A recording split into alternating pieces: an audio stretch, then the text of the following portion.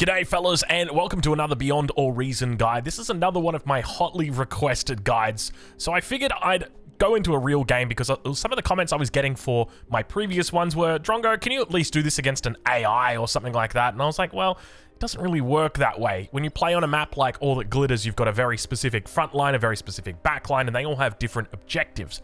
And that's what I'm working at the moment. So this build order is going to be about the support opening for the backline. So basically, the position where you're not going to be able to be going super greedy, but you're still going to need to do a couple of things. As an example, I'm going to hand out T2s to my allies. I'm going to be making anti-nuke. Now, granted, I'm only going to be making it for myself, but I'm still going to be making it. That's essentially it. So I guess without further ado, let's get to it. So starting off, obviously, we are just going to be going with our 3 metal extractor opening. Definitely the safest option here. We can speed it up as well, just for the start of the game. And we're going to be going into 2 solar collectors, followed up with our bot lab, and then we've got a whole bunch of wind gens that are going to be coming through on the back. Now, in this build order, we're going to have to play it a little bit differently from your standard greedy build order because there's a couple of differences. Number one is you're going to be receiving metal from your allies, but you're not going to be receiving energy from them for the constructors. So you need to make more wind gens to deal with that extra energy because your advanced bot lab is going to be utilizing a lot of energy. So keep that in mind. There's a couple of other factors, but we'll get to it a little bit later. So boosting out the first of our construction bots, we're going to start with 3 construction bots and go into the 1 Lazarus, just as we typically would. And here you can see I'm working out the spacing on the back, so I want to put down, I think I put down about space for 5 advanced energy converters on the back, and then this is essentially where the furthest that my construction turrets can come down. And the reason why I'm placing them here, because there's a very specific reason why I measure that all out. So if we take a look here, you can see that this construction turret, where it's positioned, has access to all 3 of my starting mexes, and it also has access to the mex that's on the left-hand side over here. Now, the one next to it has access to all 3 starting mexes, but also has access to the one on the right. And this is part of the reason why I love this spot at the back, because it's something that you can't really do with this spot over here if you try and put down those advanced, or if you try and, so here you go, this is about the closest that you can get, but you can see that it's very difficult to do that. Whereas with this spot, you can really just build 5 advanced metal extractors just from your construction turret. So really, really nice to do that. So that's part of the reason why we do it. We might slow it down a little bit now that we're getting to the nitty-gritty of it all. So the first construction bot's going to come out and going to be making 2 mexes, and then going to be helping out here with the construction turret. Second construction bot has come out and gone down to the mex down here in the south, and he's going to come and make some wind gens. And then finally, that third one is going to come out and is going to be doing the construction turret, which obviously the first one is, this guy's going to come out and help, but obviously we've messed it up a little bit right there. And then after that, they're going to go and do some wind. But obviously my early game wasn't the best this game. Now we're starting to suck up our lab here with the commander. Now remember, you can pretty much just do this at any point, throwing or reclaiming the lab. Once you've got those 3 cons out and the Lazarus, just suck it up. One thing that you've got to be careful of, though, is your metal. You will eventually get to the point where you're going to have a surplus of metal, and you can see right now, as I continue sucking up rocks throughout this, that metal will rocket up quite quickly. So you have to be aware of that, and when that does happen, you're going to have to throw down your bot lab, or your advanced bot lab, I should say, because that is the only way you're really going to be able to eat all that metal up in a short amount of time. Obviously, there's other ways to do it, but that's going to be the main focus. Now, you can see my TS has dropped. My true skill rating has dropped down to 20. That's because Season 0 has begun. So I think I used to be TS 28, something like that, but now it's dropped down to TS 20. So I'll be working my way back up to those higher numbers.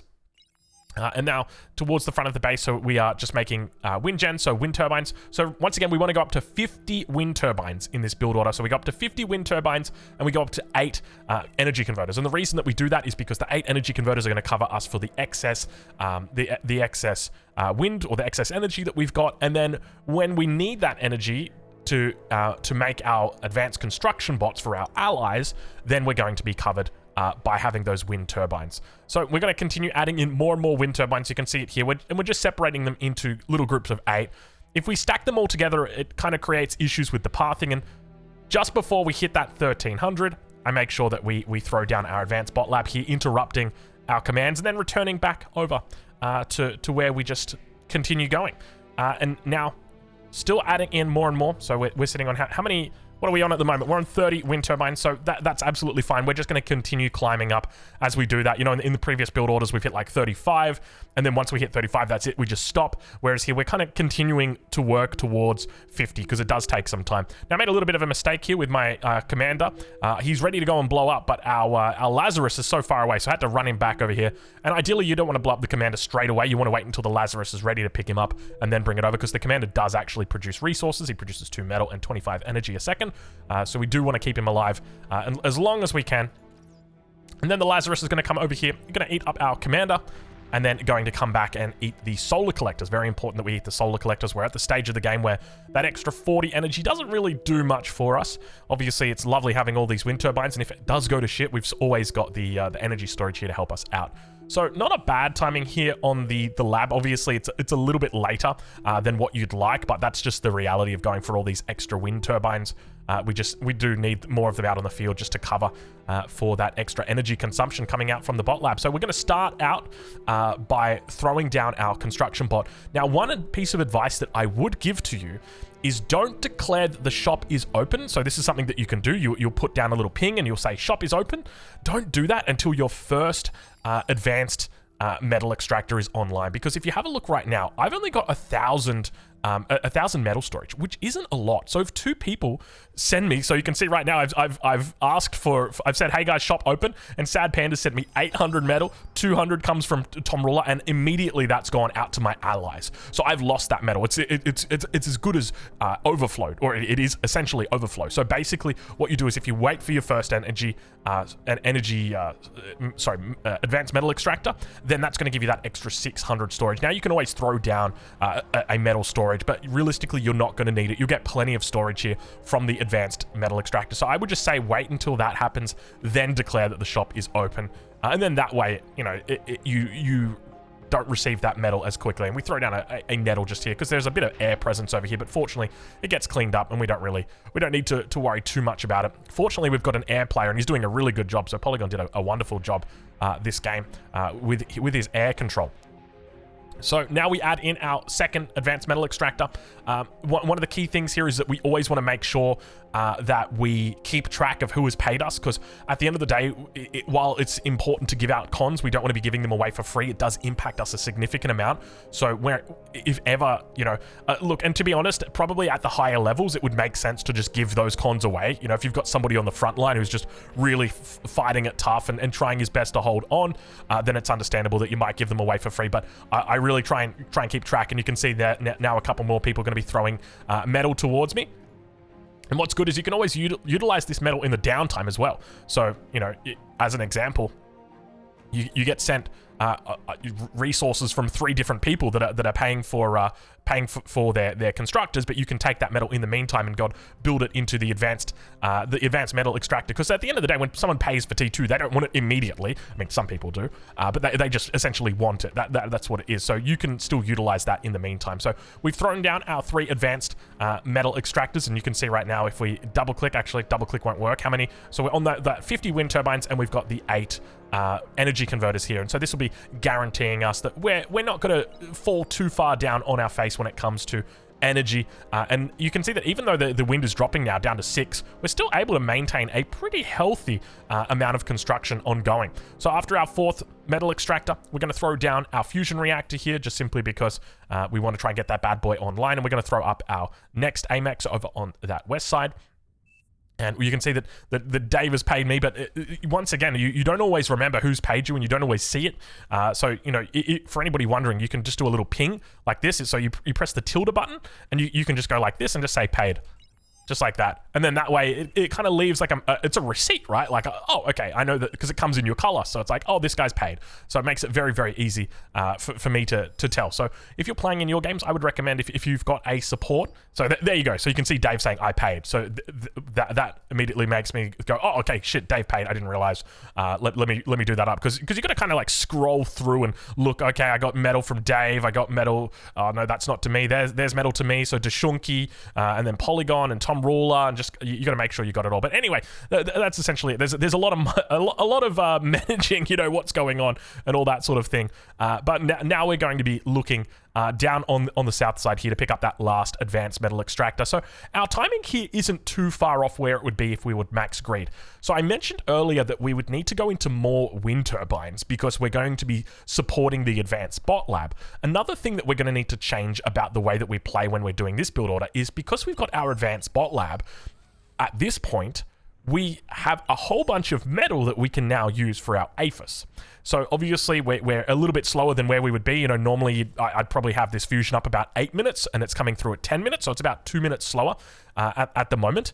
But you will speed up that APHIS timing just simply because you're going to have 2,900 metal. At least I think it's 2,900. Let me double check here. Yeah, 2,900 metal that will be coming in, and you can see immediately that, or not immediately, but I eventually realize, oh, I need to get Dave's over there. So I make sure that I do that. So for anybody wondering, how do you share units?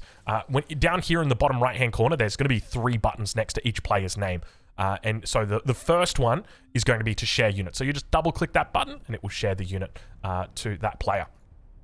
So that's essentially it. So we've got our 3 AMEXs up, and as soon as our fusion comes down, we begin adding in our energy converters. We just want to go for the basic ones. We're not going for the advanced one. Remember, we don't go for the advanced one because it costs 380 metal for 10.3, and it makes 10.3 metal compared to the basic ones, which they only cost 1 metal. So we're essentially paying for 10 metal for what we would normally pay 380. And the reason why we do that is because that extra little bit of metal is going to buy us maybe another 10 seconds, maybe another 12 seconds on getting up our APHIS up, and then that's going to buy us even more time. So we really want to make sure that we do that. And now this is where we start getting a little bit crazy with our nanos, with our construction turrets, because not only do we have to reclaim our advanced bot lab, we're also going to need to reclaim our fusion very, very soon as well. So we want to make sure that we stick our fusion into our second APHIS, and that's going to mean that we have to front load a lot of this. So you can see that we're going pretty crazy when it comes to throwing down all of our nanos here.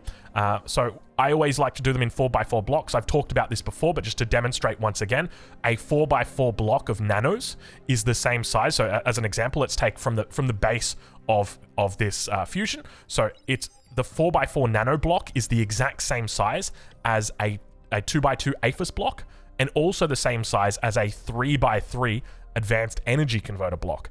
So it means that it gives you a lot of flexibility in the way that you build your base and about what you do later on in the game, because it allows you to reclaim your nanos, suck them all up, and then reinvest that metal into something, and it makes it very easy to think, oh, okay, well, I want to put fusions down. Great, I can do that. Bam, bam, bam. And it makes it very simple to do that. So now we're going up to quite a few nanos. You can see here we're front loading. I think we got up to 24 nanos in this situation. And I actually feel like this is the perfect amount of nanos. It might seem like a lot, especially because it's the first APHIS, but you've got to remember, we are burning through this metal very quickly. We're also going to be reclaiming all of our wind gens. Keep in mind that as we go through the game, we always reclaim our previous source of energy. So it started off with solar collectors. We didn't need that. It was very intensive on metal. Then it goes into wind, which we don't need anymore simply because we've now got the fusion online. And then once the APHIS comes online, we get rid of the fusion. We want to make sure that we're recycling all of that metal, putting it into a more effective form of energy. And now, meanwhile, I mean, obviously we've been talking about the backline. I haven't even talked about the front line. I haven't introduced our players, but this is what is, I guess you'd call a classic frontline stalemate, which is what I love. As a backliner, this is my favorite thing in the world. So you've got 1, 2, 3, 4, 5, 6 commanders all up here on the front line. No one's really making any headway on either side, but all of a sudden, look at this. We've got Skymir that is actually going to be making a huge push down here, and this is such a massive push. It might not seem like a lot, right? Like a whole bunch of brutes making it through, but the amount of damage he's able to do is crazy. If we pause right now, okay, we'll pause at 13 minutes and 40 seconds. And just compare where the enemy team is, where they are compared to us, all right? Because I would be doing him dirty if I didn't shout him out right now, because this is an absolutely amazing play. So I've got my APHIS up, and I'm going straight into anti-nuke. Very late anti-nuke, but I figured, you know what? It's probably anti-nuke is something that you can kind of delay a little bit now after the commander nerf. I don't think people are going to be really going for nuke rushes as much. So we're a little bit delayed, but we've got the APHIS up at this point, and we're about to start throwing down the advanced energy converters. So if we go and have a look over at our allies, we don't see any APHIS in Dave's base. Obviously, Dave plays a backline very differently from what I do in that position. Dave loves to get up on the front line here. We can see he's, created a nice little maze up towards that front line with the mexes, and then obviously carves out his own little space. When it comes to my air ally just here, we've got the first fusion that's going to be coming online and going for the cloakable fusion reactor. And then our other backline is also adding in their first fusion. So obviously, these guys are helping out a lot more than I am. I'm just full eco at this point. Over on the enemy backline, though, let's take a look and see what they're up to. So we've got Screwish down here who's going for his first fusion. Now, I don't know whether he's been helping out much on the front line. I can't see any units there at the moment, so it definitely seems like we're a little bit a bit ahead of him. We've got Neza, who is going for the first, it says fusion reactor. There we go. So not a bad little timing right there. And then we've got, actually, I take that back. That was C4 Commando that we were just looking at, not Screwish. Screwish is over here. That was C4 Commando. So Screwish has already got the fusion down, and now throwing down the 2 advanced energy converters, but we don't see any APHIS just yet. And then in the back pocket, Neptunio is throwing down the first of the APHIS, and is still quite some time off it. If we start the play again right now, not actually working on that, instead going to be responding to the front line with welders. So needs to get these out immediately, because if these make it through, this is a pretty big nail in the coffin. I wouldn't say a nail in the coffin, but it's definitely a lid on the coffin.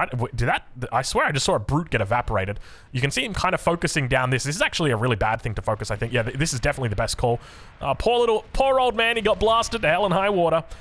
Huge damage that gets done back here. Now, fortunately, he still keeps his bot lab, he still keeps his construction, he still keeps his mexes, he still keeps his fusion, but it does hurt you. It hurts you really bad to lose those, especially because you've lost your construction bot, so losing a bit of tempo there, and he's going to continue making it through over to the enemy side. And this is just like, this is the role of the frontliner, right? It's to defend the front line, but it's also to create space and to really try and get behind enemy lines, and that's exactly what he does here. And look at this, huge damage now going to come through and break out those as well, and he's going to make it really far across this backline. No one is giving this the respect that it deserves at this point, and he is just going to continue doing so much damage. Look at that, all the nano's going to go down, an LLT is going to be thrown down to try and deal with it, hits all of the energy converters. And this is a backline's like greatest fear when something like this happens, because it's just like you just feel so frustrated, because on the other side of the map, like they're booming like madmen, and now you're so far behind just because of the exponential nature of economic growth in this game. And you can see, like, this, you know what I'm going to say? This is a game-winning raid right here. A single raid coming through with the brutes, and it's going to do so much damage. So, look, a little lesson to the frontliners as well. Not lesson to the frontliners, but a little bit of, I guess, inspiration to the frontliners. And, oh, he's getting reclaimed. That's what it was. We saw before that brute disappeared. It got reclaimed by the nanos. That's what that was. All right, well, there you go. That is, you can see him even saying... Skymere saying value tanks, incredible tanks right there. So back towards our base, let's take a look at what we're doing differently to what we normally do. So now that we're not playing in that closed environment of a how would you say, of a skirmish game, we're playing in a real game. I've made sure that I overmade advanced energy converters. This is something that we learned when we were watching MBT, just because there is the chance that your allies will have excess energy, so you can look to leverage that. And we're going to throw down that second APHIS, and you can see we've still got some leftover metal right now. We obviously ate our fusion, and we're sitting on, let's double check, we're sitting on 34 construction turrets, and now we're just going to throw down. And at this point, it's a very simple, straightforward plan. So we've essentially done, we're going to be doing the exact same thing that we do on our normal backline build order. The only difference is that we handed out T2 cons. That was it. And so everything else stays the exact same. So I'm going to speed it up a little bit right now, because we're at 16 minutes, because realistically, you don't need to see me booming like a madman. You've seen that many a times before. So we'll get to how to win a game like this, because there's a lot of options for you if you're in this position. If you make it to this stage of the game where your allies have done a good job holding the front, it's a bit of a stalemate. It's up to you to try and break that stalemate, and there's a lot of different ways that you can do that. And so we'll pause it in at the 20 minutes. I always love to do my benchmarks at 20 minutes, just see where we're at. Always a good little thing to have that comparison on. And there we go. So we'll slow it down. And now that 20-minute mark comes in and boo, we are on target. We've got 5 APHIS up. So we're only 1 APHIS behind where we would normally be if we greeded. And you might think that that's a lot, but in the scheme of things, 1 APHIS is like, at this point in the game, like 60 seconds away, 90 seconds away. It's really not far away. So you're definitely not that far behind where you would be like a full greed player. So I would recommend, at this point, playing full greed is definitely not worth it compared to the value that I've been able to give to my team here by providing those T2 cons. Allowing them all to upgrade their metal extractors to advanced metal extractors really gives them a huge amount or a huge surge in that metal. So very important to do, and definitely this is going to be the trend I'm looking to play into, because to be honest, I kind of like this build a little bit more. Having the extra wind turbines allows you to be safer against energy stalls. We saw that I was stalling energy sitting at about 8, or I shouldn't say I was stalling energy, but rather the wind was stalling at about 8, and yet I was still able to survive through it quite easily. So that's important to note. Now, one other thing, we're eating up this metal extractor because we need the space. And you might think, well, Drongo, why didn't you just build it here? And the reason why is because I want all these nanos to help out with this, because I'm stacking up lots of metal at the moment, and it's really important. Every nano that can is eating or is helping out. And you can see it's 26 seconds, 22 seconds. So at this point in the game, our sixth fusion is going to take 30 seconds to make. So it really doesn't make too much of a difference. But at this point, so we've started the air transition, and this is really important to do. I think it's important to at least have your tier 1 airs out by 20 minutes, just because it's going to help you so much with your expansion. But let's speed it up a little bit, and we're just making sure that we are adding in basically the way that we do this is we keep balance. So if you haven't downloaded the energy converter usage widget or enabled it, make sure you do it. Press F11 on your keyboard, and that'll take you through. It's a really helpful widget, and it just allows you to keep track of how many of your converters are converting energy. And we always want to keep this number less than 100%, but still really high. So we want to keep it in those 90% regions, and it's going to fluctuate depending on what you're nathalating rather. It will depend. So as an example right here, we're not really making too many things, so we're going to have a higher percentage. And now that we're bringing more of these online. So let's speed it up a little bit more, because at this point, we're still just booming, right? Like, we're not taking the foot off the pedal. I think that it's probably realistic to keep the foot on the pedal till about 25 minutes. After that, you can... I think we'll probably see this trend happen as well, because now that I've kind of discovered it, I'm going to try and put this into play, and I'm going to see how high I can climb on the ladder from this position. But essentially, this is all I need. And you might be wondering, okay, why do we need... What's so special about 10 APHIS? I'll tell you what's so special about 10 APHIS, baby. This right here, the RAGNAROK. So I mentioned in a previous video that there are 4 main resources in Beyond All Reason. The first 3 are obvious. The 4th one, not so much. Energy, metal, build power, which is all of these nanos, and then the 4th one, which is mobile build power. Mobile build power is what allows you to get out on the map. And essentially, at this point, I've got the ability to now scale my mobile build power very effectively. And that's what I'm going to be looking to do. And once I scale it effectively, I'm going to be very easily able to throw down a RAGNAROK incredibly quickly and go for my strategy. You guys have seen it before. Of course, it is going to be the skipping strategy, the RAGNAROK stone skipping strategy. I think we throw down a couple more APHIS at this point, just because I'm still I'm throwing up what I should do. I actually ask for a core con, because I'm like, I think I might make juggernauts at this point. But then I'm like, you know what? My economy is not really in a position to make juggernauts. Ideally, when you're making juggernauts, you want to be sitting at probably close to like 1k metal per second. And then that's a really good way to exhaust the metal that you're making, because, you know, if you want to boom, you stop making juggernauts. If you don't want to boom, you keep making juggernauts. Like, it's very, very easy, and you're just kind of pumping them out one every 30 seconds at that point. But as a backliner, that is a great option for you. But we're going to go into our 12th APHIS now, and this is where we are going to start scaling our build power. So we're at the 25-minute mark, and what we're going to do is we're going to throw down our advanced aircraft plans here. And essentially, all we're doing is we're just making constructor aircraft. That's it. Now, the reason I'm going for advanced constructor aircraft, to be honest, I don't really know. Especially because the speed of the tier 1 construction aircraft is technically faster, but I think the acceleration on the tier 2 is much better. I feel a lot more mobile when I've got my tier 2s, basically. And what we're doing is we're looking to play that same style that MBT played, where we are looking to cover the weaknesses of the team on the front line, if there are any, the same way that we just made the Pulsar right here. So if you didn't see, there were a couple of stealth tanks that came in. Unfortunately, they got picked up on by the tracer that I made back here, which I'm very proud of. I learned the hard way that you've got to make a tracer, let me tell you that much. And this got picked up. Unfortunately, the counter-intrusion, or the intrusion countermeasure, managed to work. We're making our first fleas for the front line. Now, to be honest, I think I kind of prefer going for the pawns. But I think it's one of those things where you've got to kind of switch it up, right? Like you start with fleas, and then once they've got the Junos, then you switch into pawns. Probably the best play. But this is a very cost. This is a low intensity cost right here. Very easy to do, and it does put that slow momentum.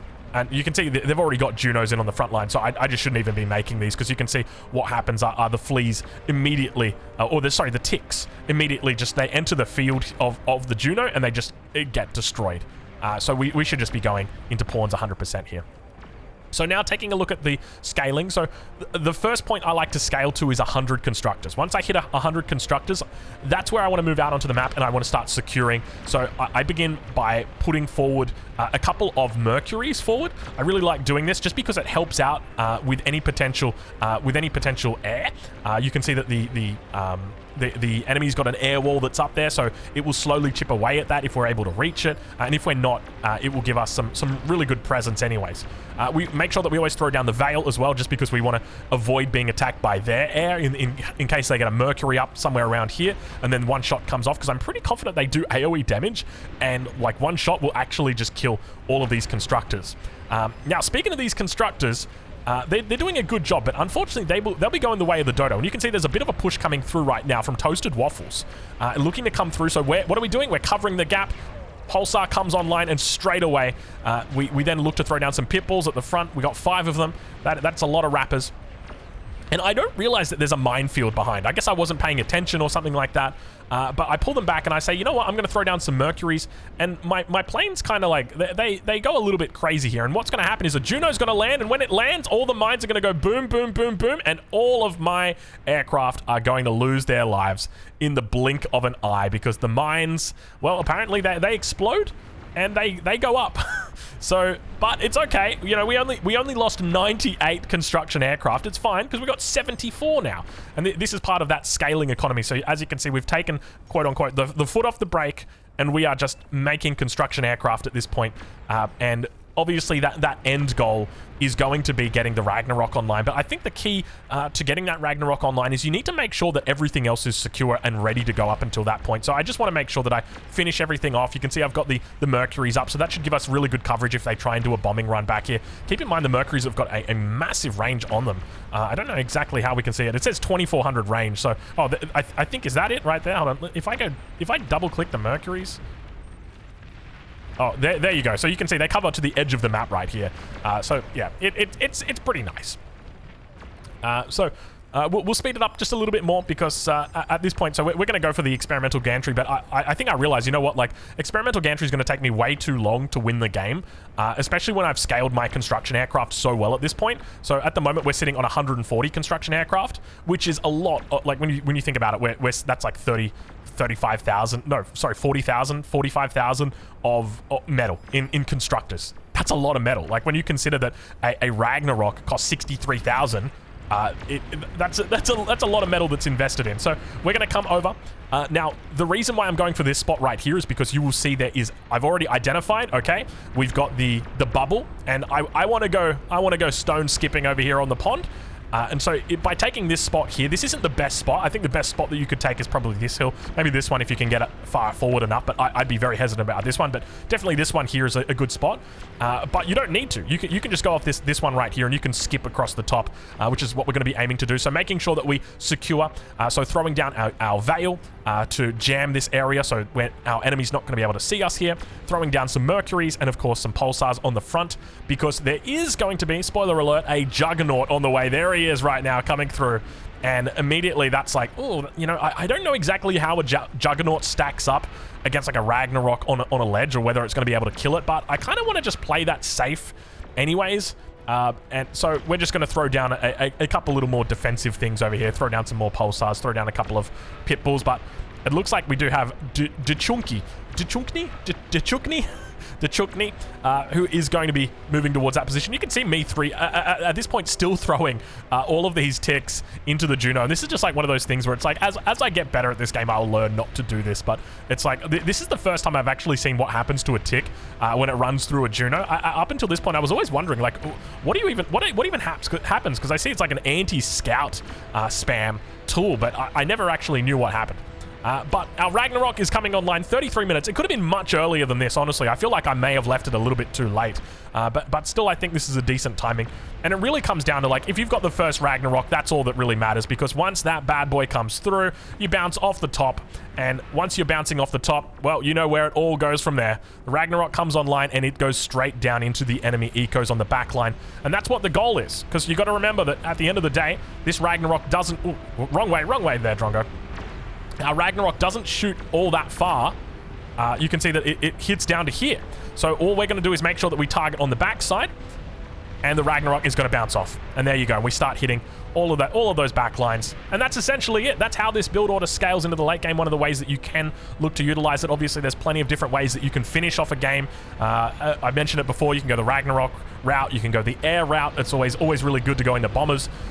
Or you can look to go into, T3 spam, or just, having that huge presence in the middle of the battlefield is a great way to do it. But just to give you an indication of where we are at this point before all the economies die, we're sitting on, where are we? We're here, 41k at the moment, energy. And compare that over to the enemy team, 15k, 14k, 17k, 14k, 15k. There's a 28k, so Fireball on the front line has decided to scale, but I said, you know what, Fireball, I don't like the fact that you're scaling like that, buddy. I'm going to put an end to it. And indeed we do, so we start focusing him. And this is part of the reason why normally the front lines don't make economy, because they're a little bit more exposed when it comes to things like lull cannons. But we managed to hit all of the metal converters, or the energy converters, and then you can see, unfortunately for him, a couple of these big boys are sitting well and truly outside of the radius of these overseers. We're bouncing a couple of these down towards the back line, slowly making their way down here, but it's not going to matter because it goes boom, boom, boom, and it chain reacts, and that's good game because we've taken out one base, we've taken out two, well, almost two. We've taken out three, and then we hit the fourth one right there. So that's all over, and you can see we now have the enemy team resigning. So that's it. That's how we did it. I think we took pretty good advantage of the fact that there was a bit of a stalemate there. We scaled our air power well. We were able to cover when there was issues on the front line, and I think overall it was a pretty solid game from us. Once again, if you've got any feedback for me, any suggestions, any improvement, whether that's in playing, whether that's in explaining like I've done with this video, please leave it down in the comments. Let me know, because I'm obviously looking to improve and get as good as this, good as I can get when it comes to creating content as well as playing. Yeah, we'll leave it at that, and we'll catch you guys in the next one.